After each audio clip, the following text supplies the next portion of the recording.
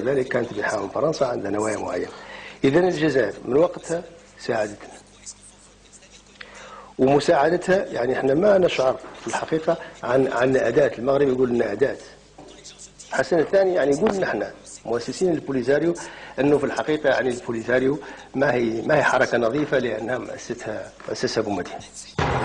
هذا بالنسبة للتاريخ، ولكن تصريحات خالد نزار لقناة الجزيرة تركت مرارة على ما يبدو لدى عدد من القادة السياسيين والعسكريين هنا في الصحراء، التي طالما اعتمدت على الدعم المباشر من قبل نزار ورفاقه في تلك المعارك الضروس التي دارت روحاها بين القوات الصحراوية التابعة لبوليساريو وبين الجيش المغربي.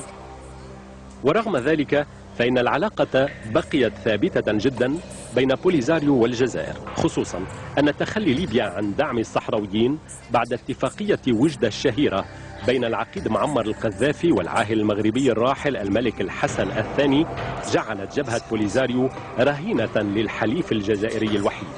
ومن هنا بالضبط فإن تصريحات خالد نزار وزير الدفاع الجزائري السابق حول عدم جدوى إقامة دولة صحراوية أثار أكثر من قلق ومرارة هنا في الصحراء الغربية. من يؤمن ويكفر في جلسة واحدة أنا لا أعرف كيف يعني أفسره.